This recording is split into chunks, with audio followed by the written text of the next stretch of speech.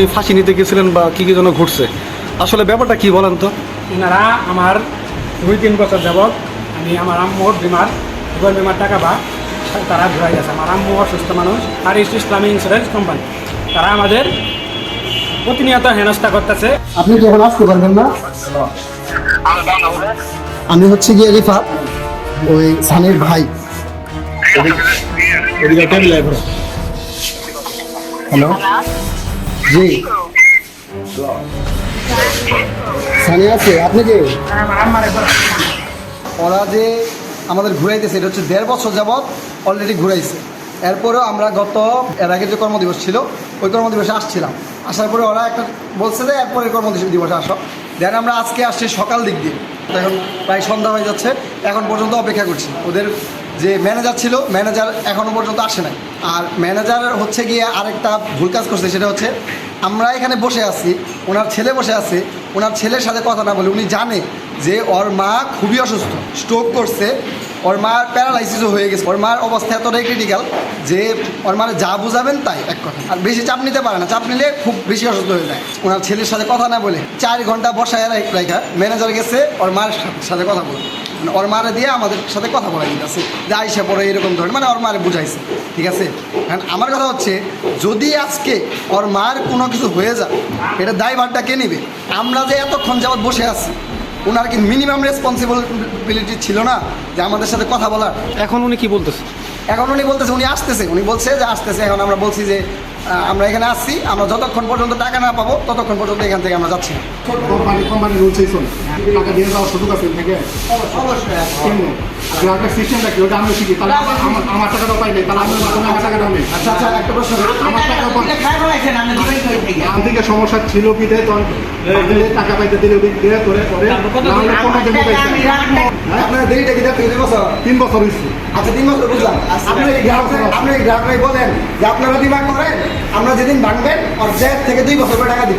আপনাদের মতো কিছু এরকম বিমায় মনে করেন যে মানুষের বিশ্বাস আপনার সংবিধান 9 এবং 10-এ আপনার মধ্যে 10 দেখাইছে, আমি 9 লিখছি।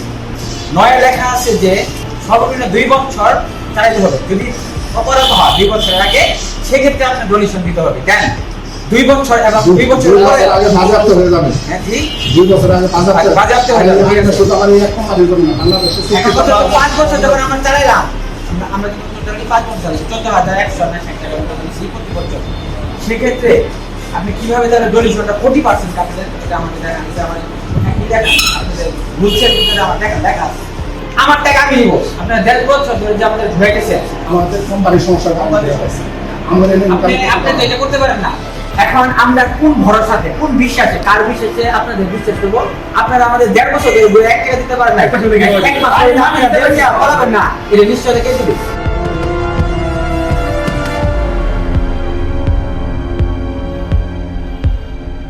আবেদন তারিখ 6 মাস 7 মাস আগে। আগে তো কাউন্টি করে না। আচ্ছা, এই আবেদন থেকে কাউন্টি ইন্স্যুরেন্সের এই বিষয়টা আছে, কারণ ইন্স্যুরেন্সের এই বিষয়টা আছে। আচ্ছা আমি দেব, হ্যাঁ আপনি তাহলে লিখে দাও, লিখে দাও। তোমার স্টেমজের বিশ্বাস আছে, তুমি স্টেম নিয়ে আসো। আপনি লিখে দিবেন? আচ্ছা ঠিক আছে, 1 মাসের মধ্যে টাকা নিয়ে আসবেন। 1 মাসে না, আগামী মাসের কথা বলছি। এই মাসটা আমরা দিয়ে যাবো। এই 2 মাসের মধ্যে এটা সমাধান না এটা তো মানবো না, মানলে আমার কিছু করার না। না, আমার টাকা দাও না। আপনি কোম্পানি ছিলেন, আপনি কোম্পানির বলেন যে অবস্থা হয়েছে। হ্যাঁ, মামলা কিসের জন্য? আসসালামু আলাইকুম। আমাদের পলিসি আমি সব বুঝে বলতেছি।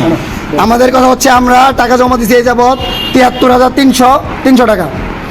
ওনারা আমাদের বলতেছে পলিসি নাম্বার আমি দিতেছি, এই যে উনি পাঠাইতেছে কোম্পানির ম্যানেজার। এটাই তো আপনার কাছে ডকুমেন্ট চাইলাম, যদি কোনো প্রপার ডকুমেন্ট না দিতে পারেন তাহলে আমার কালকে 73,000 টাকা আমার অ্যাকাউন্ট, আমি মানে ভুক্তভোগীর অ্যাকাউন্টে ঢুকতে হবে।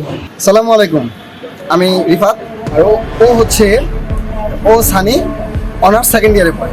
ওর মা ইসলামী ফার্স্ট জীবন বীমা এতে 4 বছর মানে 7 বছর মেয়াদি একটা বীমা করে।